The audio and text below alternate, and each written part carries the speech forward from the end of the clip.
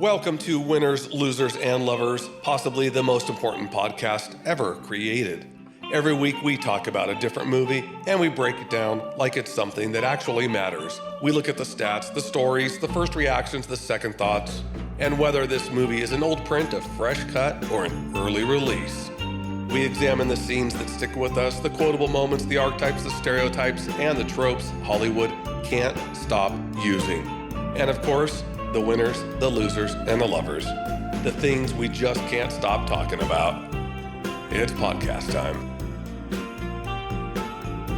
Winners, losers, and lovers. Andrew, Kyle, Kenny, Brian, Andy from afar. And we're talking about a movie today. Anybody remember what it is? Bugonia. Bugonia, 2025, 7.4 on IMDb, Amazon rating of 4.0, tomato meter, 88%. No budget that I could find, grossed $41 million.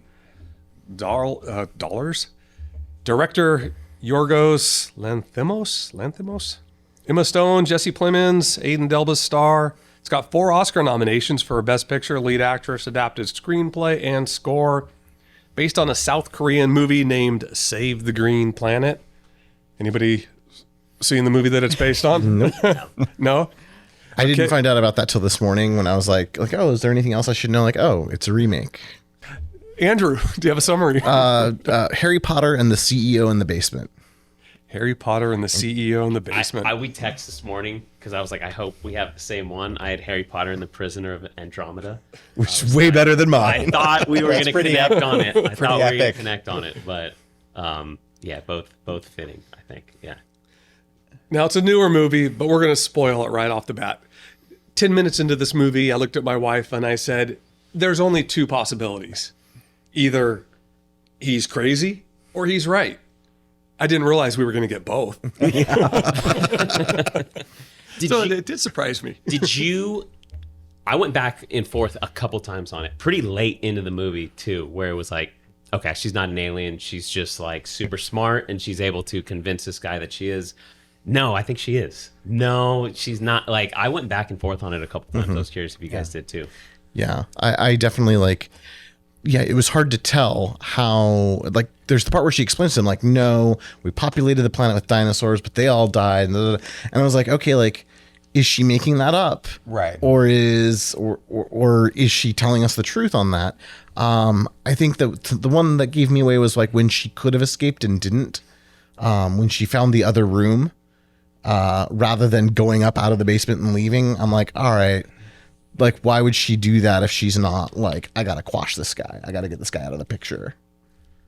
Yeah, I thought it did a good job, like, leading you in both directions, like, throughout. Like, because you are questioning. Like, this guy's clearly unhinged and he's, unstable and delusional.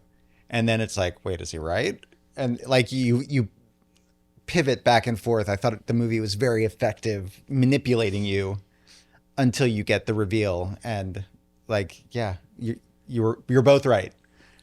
He is crazy. You are an alien. And then it just spins out from there and does what it does when she goes back to the mothership. Yeah, I'm just a little disappointed we didn't get to meet Grandma Alien who knitted all those neat outfits. Yeah. That's a choice. Like, they made some choices with how we're going to describe what these aliens look like. It reminded me of the monster from Terror at 20,000 Feet on the original Twilight Zone, where it's just like, ooh, fuzzy clothes. Yeah, I think, to spoil it again, if you haven't figured out, she is the alien. And it was such a cool moment to like, oh, there it is. Like, she's been that way the whole time. And especially when she does get back to the ship and they're like, we couldn't communicate with you because you didn't have your hair. Yeah. That was because like early on, it's like his crazy. It's like, oh, you got to cut her hair. That's how they communicate. Like, that's such a nonsense. No way. That's a crazy idea. Like, nope, that is actually how they communicated with her, was through her hair. Did you like the twist at the end? So to me, it discounted the rest of the movie. Which part? So Him being right about everything. I didn't dislike that. I don't know if there's anything that I disliked. Right. Like, the movie made its choices and it ended the way that it ended. So I have Yorgos is an interesting director, and some of his movies in the past just haven't connected with me at all because they're like they're absurdist, they're super over the top. So like during the twist, I think there was some baggage where it was like, he would do this. You know, like he would do this, you know? So I think it kind of, I agree with you, Brian, where I think it discounts some of the movie, but I think having that baggage with him, seeing some of his other movies was just like, yeah, this tracks. It reminded me a lot of The Substance. I mean, the two very different movies, but the way that they're telling the story that's supposed to have, it's supposed to be a commentary on society. It's supposed to be a commentary on the way people act, what we're doing to the earth, the way we behave around each other. And the end of The Substance does the same thing to me, where once it becomes this just complete absurd, I still enjoy both of them, but once they turn it into the absurd, it discounts the messaging of the movie, of both movies that they were trying to give to me, where it's like, oh, okay, you know, now we're just being goofy or gross or whatever. Yeah, I mean, not to jump ahead, I was saving it for what they say on the internet, but the Robert Daniels review on RogerEbert.com says, like, he's trying to say a lot of things, but doesn't actually say very much about anything. That there are a lot of things that could have been said. It could be a commentary on how we treat each other. It could be a commentary on male isolation and conspiracy theories. It could be, but it never really settles on anything. Yeah, and it's pretty bleak too. Where it's just like, God, this is all for nothing. Yeah, it's all for nothing. That montage went on long. I actually, if we talk about, like, I thought it was excessive, and then when it kept going, so I'm like, we're doing this a long time, and then we reached the point where I'm like, yeah, let's keep going. I was uncomfortable, and now I'm sitting with it, and like the water's warm. Like, where else are we gonna go? Like, not watching them drop, just bodies here, bodies there. Which was apparently his first idea, that his original, the screenplay version was, we would see her pop it, and then we would watch all these people just like instantly die. Interesting. And then he was talked out of like, nah, people aren't gonna like that. Like, that's not gonna fly. But I appreciated like the commitment. Like, yeah. Here we go. Think we're done? No, here's another. That's enough, right? No, got another. We shot another one. Guess what? That wasn't the last one either. We're going to go here. It's kind of like the ending of Ready or Not, where everybody's popping and exploding at the end, but taken to another level. Right. People died having sex. People died on a boat. People died here. People died. Every scenario. And we're not leaving kids out of it. Right. Yeah. Yeah, that was rough. But I was thinking, who's going to take care of all the animals? Because the animals were The still animals there. will take care of themselves. The ones locked in Nature. the houses? Yeah, that'll be tough. That'll be tough, but After they eat the two people having sex, what happens? So, anybody watch it more than once? No, just the one time. Well, I liked it, but it's not a movie I see me watching again. What about any of you? I mean, I might. I don't know. I'd probably watch it again. Because I'm with my wife, because she was kind of wanting to watch it too, and we just couldn't get the schedule to like, hey, let's sit and watch this together. But I'd like to see like her reaction to it, especially I know things she doesn't know them yet. How's she going to react when that scene happens? Yeah, same scenario. Like if my wife, because she like popped in and out as I was watching it.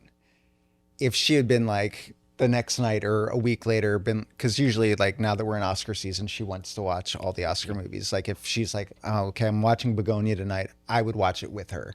Same thing, like just to kind of see how she reacts, like the curiosity factor and the conversation that could occur at the end. It's funny, same thing with me. My fiance had to leave, so she missed the last hour and change of it. So we'll watch it again, and yeah, I'll probably watch the movie. Yeah. See what her reaction is. I already watched it with my wife, so I probably won't. We were I think we had just watched His and Hers, which is dark and heavy, and we were looking for something light to watch. And we watched this before. We talked about doing it on the pod, and the trailer makes it look like a comedy. Mm-hmm. So we thought, comedy. It's very silly. We thought, oh, this looks funny. Let's watch. Not funny. So, Andy, let's hear your first reaction.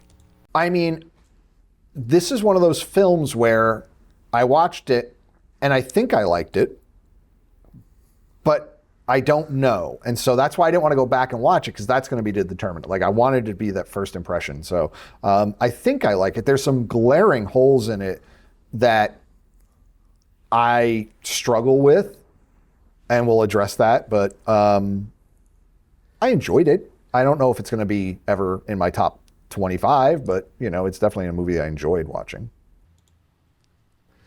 So, old print, fresh cut, early release? Well, we don't have time to tell us like how we might feel about this, whether it's an early release. It certainly feels fresh and current and artistic, right? Like, it feels like they're doing more than just making a movie. So it certainly feels fresh in that sense. I feel like we're in the glory, the heyday of conspiracy theories, and this is a movie about a conspiracy theorist. So I think from that vantage point, it's pretty fresh. Definitely fresh. And not only that, but like the podcast he's listening to is apparently a real podcast. Oh, really? So like the clips that we hear him hearing are from real shows that are out there. It's curious because he references like, oh, I learned this on YouTube watching such and such. Like, curious now. Like, I wonder if those are actual YouTube channels. Wait until we get referenced on a show. I was listening to Winners, Losers, and Lovers. And I know I've previously mentioned I still have cable, so I still have a lot of that watching experience where I'll be looking through the menu and I'll watch something 42 minutes into it and watch it for 10 minutes and switch to something else. Where when you're watching stuff that's just on streaming, you're having to make a choice. I am going to watch this movie. I am going to select this. And you're generally starting it from the beginning. You're not putting it at the 54-minute mark. Now, a movie like this, if it were going to be playing over and over on cable, I might watch it again. But am I ever going to seek it out again? I think I'll probably kind of forget about it. It's an entertaining enough movie, but I'll probably not really think about it. Now, the Lobster, that other Yorgos movie, that I've seen. I don't think I've seen the entire thing, but I have watched bits and pieces of it probably 10 times because it's on cable all the time. And I don't know if this movie ends up getting that kind of play, I might watch parts of it again. But I don't know if I would ever like go back and just seek it out from start to finish. Yeah. So, favorite scenes then? I really liked like the intercessional imagery of the planet. So I don't know if you noticed, like the first time you see it, we're looking at the whole Earth, and then each time we have like an interlude. Yeah. The planet starts to rotate, and you see that it's flat. So, like, because like I don't think I clocked it till like the third one, and then I'm like, wait a second, like, oh, nice, like, well played. And then of course it's got the dome, and then she pops the dome. But I thought that was pretty cool. Like entering the mind of a conspiracy theorist and like revealing like everything is true. Yeah. Everything ridiculous is real. I did really like the scene when Teddy, that's Jesse Plemons' character, right? Yes. Teddy. When Teddy goes, when she takes him back to the office, I thought it was just all a setup, her trying to find a moment to get away or do something. And when he walks into the closet and his mom and his head flies. She gets hit in the head with his head, knocked unconscious. That caught us off guard, but it was hilariously perfect in the movie. And even like, when we talk about the spoiling it, but like even up until that moment, like we don't know if she's an alien or not. Like her whole I've got a calculator after her an 86-digit code. I switched back at that point. I was like, "Oh, she's not." Yeah, like she's just making this outsmarting him right now. Yeah, like I'll just get him in the closet. I'll lock him in the closet and I'll peace out. And like nope. And then it blows up. It's like, well, did it blow up because he tried to teleport out and it blew, like what? I don't know. It's just I loved that because it's like that's ridiculous. An 86-digit code on a calculator. Like what? Well, and at that point, I actually looked at how much time was left. And there was still a significant amount of time, 15 or 20 minutes. Yeah. And I turned to my wife and I said, I guess she is an alien because there's still 15 or 20 minutes left. Something else has to happen. I like the first couple scenes we get with Emma Stone where we clearly see the type of character she is. So, you know, you get the montage of her like training. And it's like, okay, she's intense. And then she's making a video for like HR about diversity. And she's like, really? Like, if these people have work at 5:30, we're going to tell them to go home? Like, they should stay. Like, having bosses like that in the past, I was like, I hate this person. I hate this person. You don't have to stay, but you don't have to leave. Right, You're not running business here. Right. That doesn't mean you leave. You So- just don't have to be here. And she crushes it, where it's just like, I know this person, I really dislike this person, and then I mean, she fully commits to the part, right? Because she gets the head shaven in the car. Like, that was a good scene.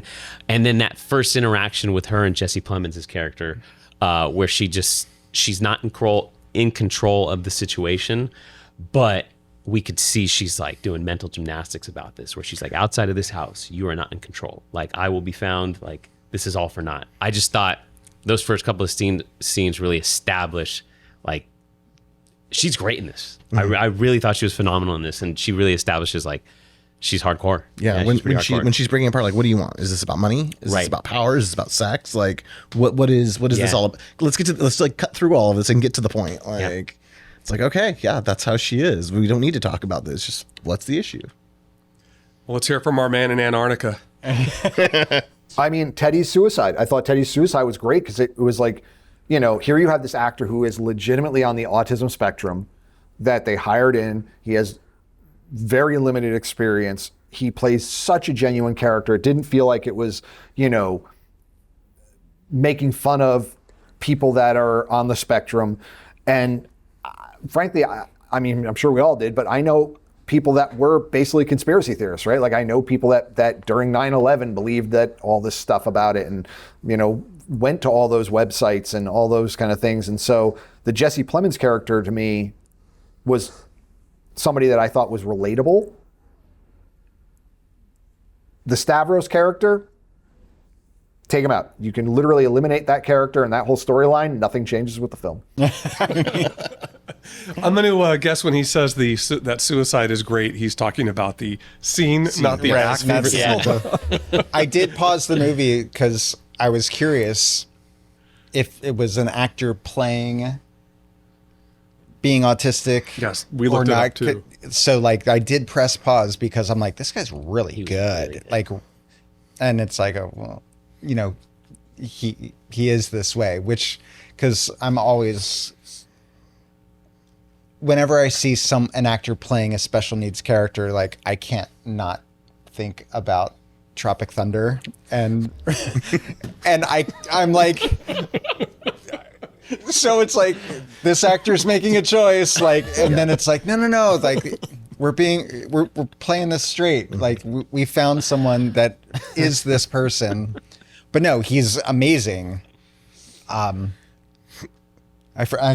keep getting lost on these tangents, but Favorite scenes. no, favorite actor. Like, so he was excellent and so vulnerable and, you know, so being manipulated and compromised by the, you know, his only the last living relative that he has. Like, that's all they have is each other. I'm just being steamrolled by Yes. every time.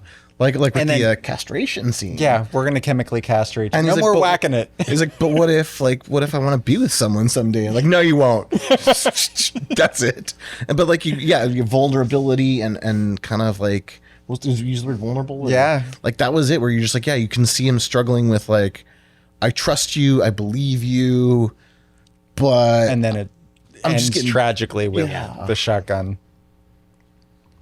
Yeah, I think just in terms of there are a lot of really good scenes in the movie, but I think that kind of also falls into the holy crap, I can't believe they did this. The suicide scene, the way that unfolded, it really caught us off guard when we Same. watched it. Totally. I even like turned away because I was like, they full-fledged show it, and I was like, oh. yes. So that totally got me off guard. Anything else that you were surprised they went there, did that, made that choice? Her breaking into the other room and finding all of that evidence and flipping through the books of him torturing all these other people, and you're like, I would have been fine with that being implied. Like, I didn't need to see the notebooks of him doing it. Yeah, and to get 3 of them. You know, because she's like, how There's many two. of them? Two. Oh, it was 2. It's 2. Well, she's the 3rd then. Yeah. Like, how many regular humans did you dissect to discern that they were indeed?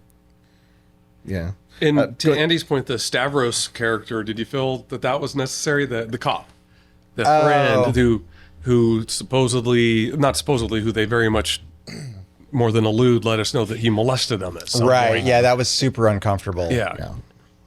I don't think it adds anything, honestly, to the film. And I've seen his stand-ups before, and he says "dude" a lot in his stand-ups, and it just the way he talked to Jesse Plemons' character was like, dude, I'm so sorry about that. It's just like, it just feels like a different movie, and that didn't necessarily. I don't think we lose anything if we eliminate that character. Well, it just punctuates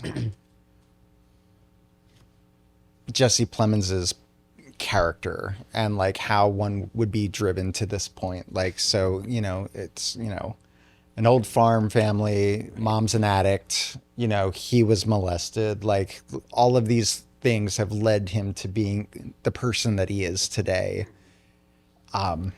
Dysfunctional at every level. Yeah. Right. Well, except with the bees. His greatest emotional connection was Right. to the Right. bees. I think it also, like, you needed someone to ratchet up the tension of, like, someone has to come over. if Right. they're Someone's keeping her. looking for her. Yes. And what you've allowed now is, like, we have someone who already fits in the story to be the person to come over, not just a random sheriff, but like a guy that and there's already some awkwardness there.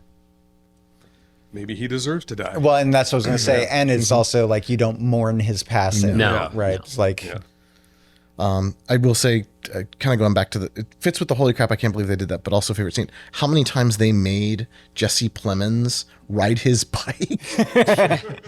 Like, just hustling. And then one time he's like covered in blood and gore and he's still just like hoofing it. And you're like, wow, like that was intense that you kept doing that, even though there's clearly, you have her car, but okay, you don't want to drive that around. That's too obvious. But there's another car parked at their house. Like, I'm assuming it's the mom's car. Station or wagon, something. right? Yeah. And you're like, why don't you just take the car? Like, Yeah. Oh, yeah, and also, I don't know if the favorite scene or a holy crap, but just the character itself, when her character gives him the antifreeze to go inject into, that's devious. Yeah. She knows what's going to happen. And she also, she's like, I can't believe like you got away with giving antifreeze to a coma patient and somehow got away. Like that was not the plan. The plan was you would get arrested doing that. What did you guys think of the flashbacks when we go to the black and white and the flashback scenes? I know it provides some context, but did that work for you guys? Yeah, like the quasi surreal moments where she's floating and he's holding her like a balloon. Yeah. It kind of fit the surreal kind of tone in a way.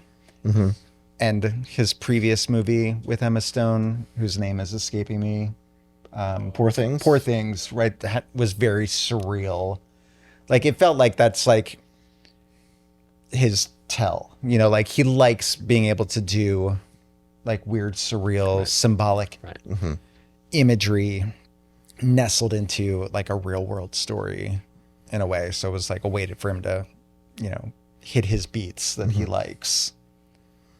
And it captured very dreamlike, like, okay, it's mom is getting away from me. She's floating away and I'm desperately holding on to her with this one thing and you're offering me money. Right. Like, and then with all the sword needle injection things, it's like, okay, yeah, all the medicine and stuff she has to take. Like, it's a very, Freudian kind of like look at those things. Yeah, with those flashbacks though, I was expecting some kind of tie-in more with those to where maybe he thinks we learn that he sees life through kind of a fantasy lens where this isn't the world that he sees isn't the world that is, or something along those lines, but it never really fit together in those ways.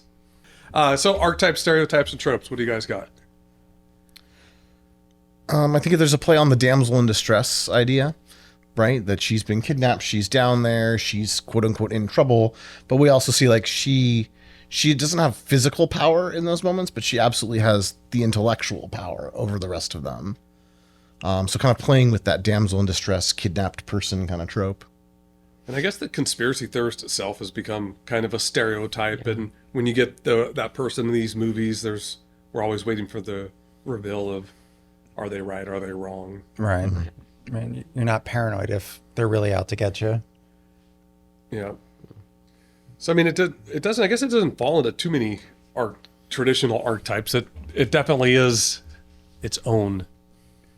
It stands on its own without falling into too many. Yeah, I think it vilifies big business, big Okay, there we go. pharma, you know, like things like that as well. But yeah, I think it's pretty straightforward. Yeah.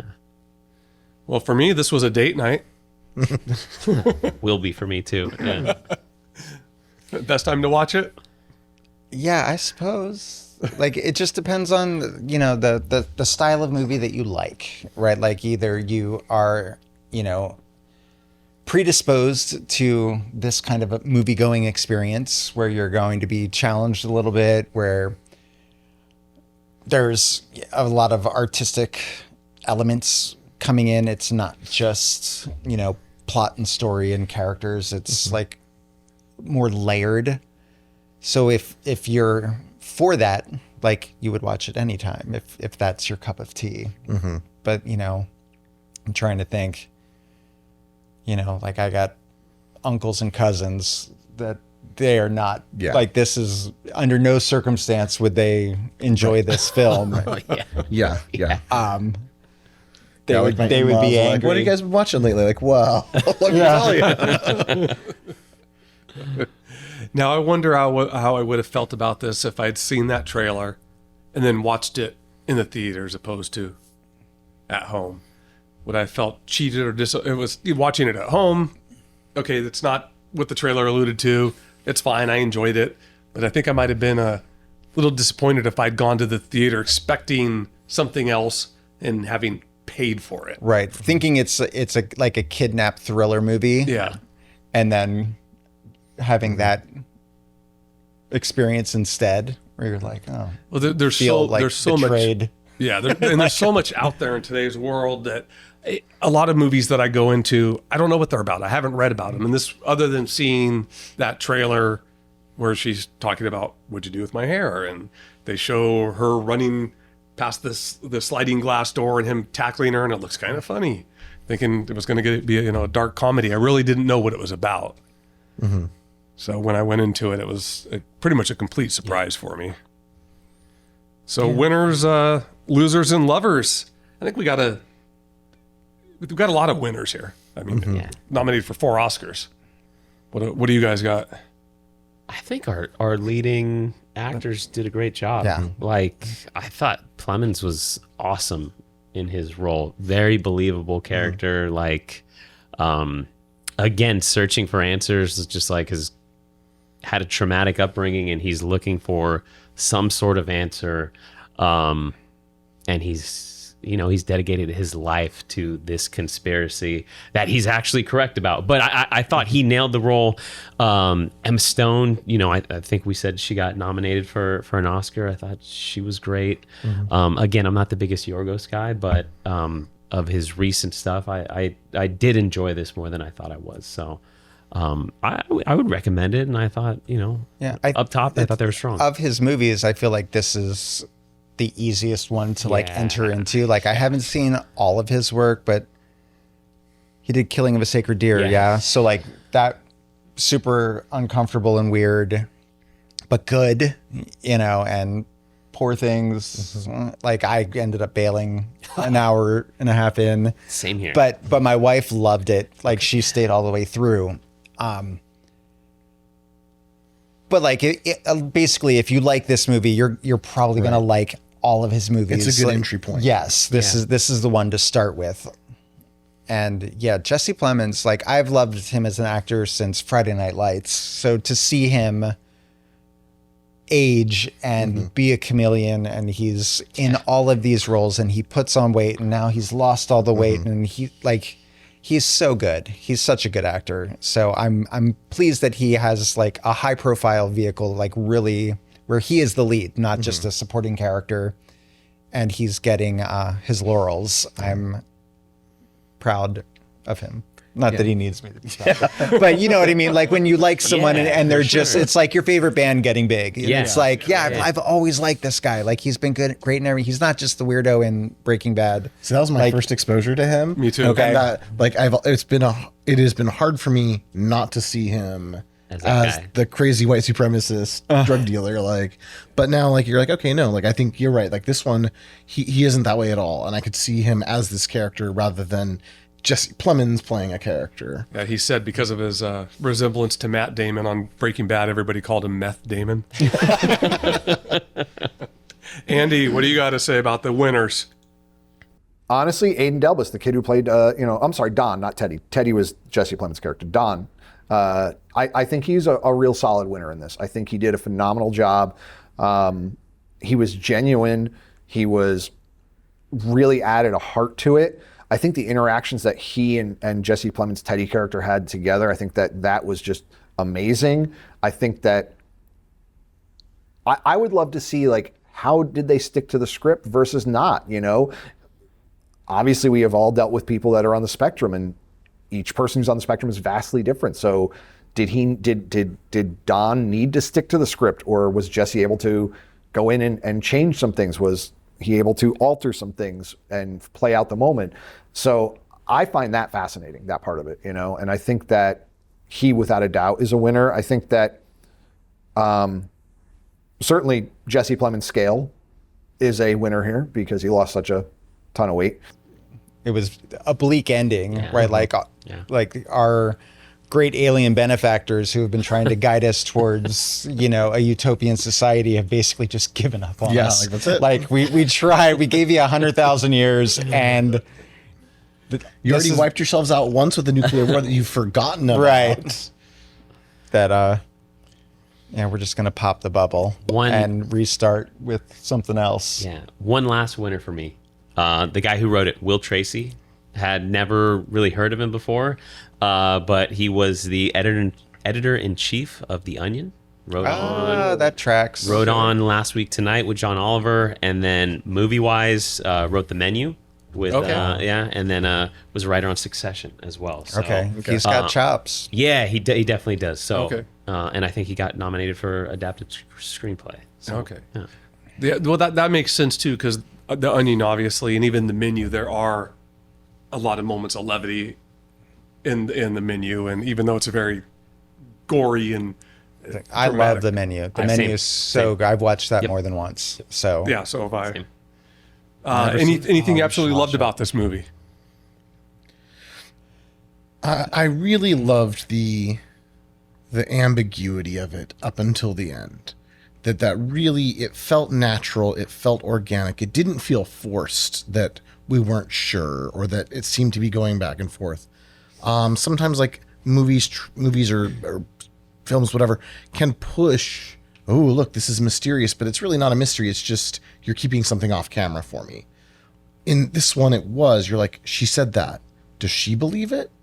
Do they believe her? Like, how does all this, it really, that tension was great. And I also, the tension in the scene, I just loved when you had the police officer there. They're in the she and she and Dom are in the basement. They go outside to look at the bees. There's the gunshot. Like, it was just such like it felt organic and not forced, but also really tense the whole time. And like when the police was like, oh, like, what, are you afraid your chair's going to run away? Like, clearly they have someone held here. And he just kind of like flies right over his head. It was such a good, you're like, oh, put it together, man. Put it together. Like, nope. The police officer, he's so overcome with guilt about what he did in the past that he doesn't miss those. Yeah. He misses those obvious signs. The windows are all covered up. Anything else that you loved about it, really liked about it?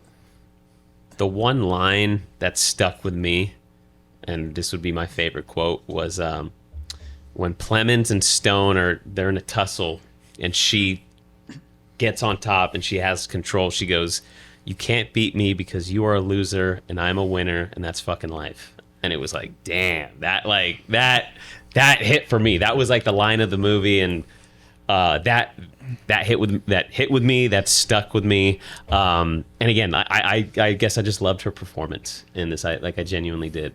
Sounds like a T-shirt we should make you for your next birthday. There we go. Yeah.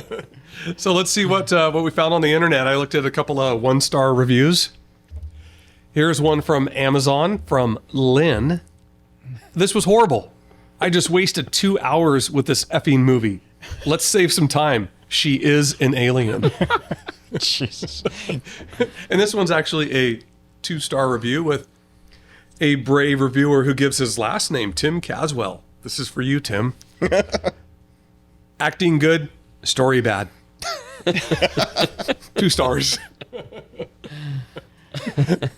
What'd you guys find? Internet research, anything out there? I mentioned earlier that the podcast he listens to is apparently a real podcast, or at least, but I imagine it more like a Welcome to Night Vale kind of thing, where like this is not really a conspiracy theory podcast, but I don't know. And then I also thought it was interesting. I read that the house was built for this movie. Cool. That so like it is. They built in hexagons throughout it for the bees, so the house has a hexagonal shape. The chain link or the fencing, what is it, like the insulation has hexagons built into it. The windows have hexagons. Like they built that into it just as a subtle kind of motif. Right. That was neat. Right after the Emma Stone head shaving scene, off camera, they shaved Yorgos's head. Just as like a 1-for-1, if you will. And then apparently he's a huge fan of Friends. So that's why they had the Jennifer Aniston masks when they did the kidnapping. And she gave a thumbs up. She thought it was a cool idea, so they got her consent. But two fun quick notes. That's cool. I also read that when they're having that tense dinner scene where he's treating her like royalty, but she's also still just chained up. The line where Dom says like, I have to go to the bathroom, like that was a totally improvised in the moment line, and they just kept running. Because he had to go to the bathroom. I don't know about that, but it was just like he added that was him like I gotta go to the bathroom, like I don't want to be here anymore. Do it again, but better. Anything that you think they could have tweaked? I think on the whole, I would have been more satisfied if it left out the whole ending sequence with it, because it just changes the tone of the movie. He blows up in the closet, and maybe we look at her and there's some acknowledgement of it where we can go, okay, she is an alien. I think it's a choice, like how the director is going to describe these aliens and their ship inside, like, and I think you always run into the issue of like your vision versus the vision of the people watching it. So like never in a million years would I have designed them dressed like that, in like that, like all of that was like, it's a choice, right? And so it's brave. So as compared to, like you said, he blows up, she goes in the closet, someone goes to open the closet and she's gone, the end. Or then everyone drops dead. Like that could have been an option that would have been safe and maybe would have played better with more people, as compared to going and being like, no, this is what I envision. Like freaking macrame outfits, you know, like oozing goo. But I was like, it's a choice. Like, all right, like this is what it looks like. You know, the artist rendering of the spaceship is dead on. Like, there it is. Here they are. Like, all right, like our great overlords are roomy clothes, or like they like having their space inside their outfits. Yeah. See, It breathes. I had the opposite, where I did not know how long I had left. So I definitely felt like, getting him in the closet, like all of that would have been the end. And she gets carted away, and maybe there's a wink of like, hey, like, you know, her blood's really funny or something. Like, and like, oh, like maybe that's something. But, or even I thought like, have her get in the closet, the end. And you're like, why did she do that? You know, leave that ambiguity a little bit there. But it's a bold choice. It is his vision. It was his way of doing it. And you're like, okay, that's That's what you get to do when you make the movie. Right. Yeah, for sure. Yeah, maybe it's almost kind of that Stephen King ending, though. Maybe the way it was written, it's a more difficult to visualize it. The ending of it or The Stand, those the way they're described in the books are something that just they're nearly impossible to visualize, and they haven't come across in the movies the way that they do in the book. And maybe it was something like that, or maybe, like you said, it's just this is what he wanted. Yeah. Any closing thoughts? Any final thoughts on Bugonia, gentlemen? I don't get the title. Yeah. But I'm betting it means something that I don't know. The title Bugonia comes from an ancient Greek belief that bees could spontaneously generate from the carcass of a sacrificed ox, symbolizing death leading to new life. Okay. There you have it. I also would like to throw out Alicia Silverstone played the mom. Yeah. And that I did not know that until after. And I was like, wow, like you had like 2 lines and then you were in a coma the rest of the movie. But like, good for you, Alicia Silverstone. Glad to see you're still around. Any other closing thoughts? I'm glad we watched it. Yeah. Specifically with award season in full bloom. Glad we watched it. Liked it more than I thought. And yeah, I am pretty excited to give it a rewatch on date night. But yeah, pleasantly surprised. Just bringing in some baggage with the director. Pleasantly surprised. Enjoyed it. Yeah. Yeah, like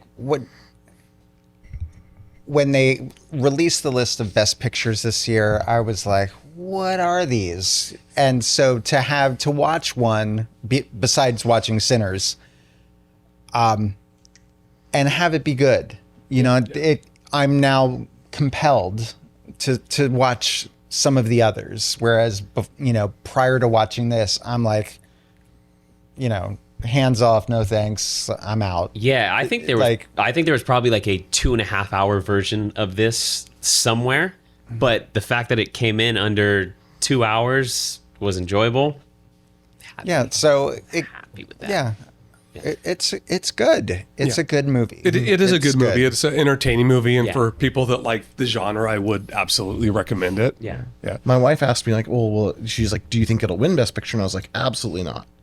Like, but I appreciate that having the 10 nominees for Best Picture gets its name out there and gets like, this is something you should watch. It's not going to win. Like, let's just be real with that. Yeah. But it is a high quality movie that you all should have watched. Sure. But I could see like Emma Stone winning. Yeah. Yeah. I still always just see super bad version Emma Stone and House Bunny. ZA, Like, so now that she's all grown up, Right. and now she keeps taking these weird roles, Yeah. like there is a level of discomfort a little bit where I'm like, well, just be cute. But she's rad. She's super talented. Yeah, it's been a long journey from Superbad to this. Yeah. Yeah.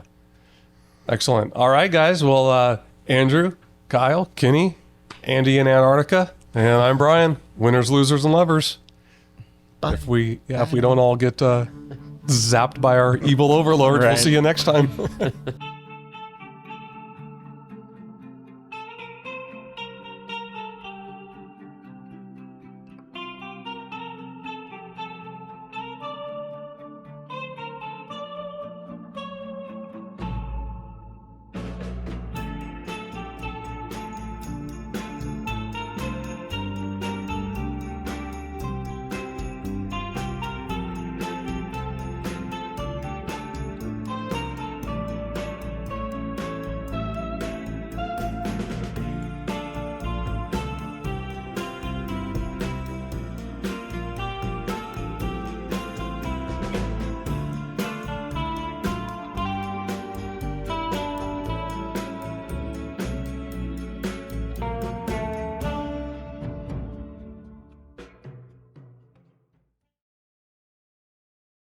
This podcast may include copyrighted material such as film, images, clips, and audio for the purposes of commentary, criticism, review, education, and discussion.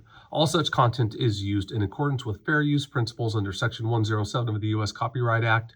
The materials are presented to provide context analysis and insight, and no infringement is intended.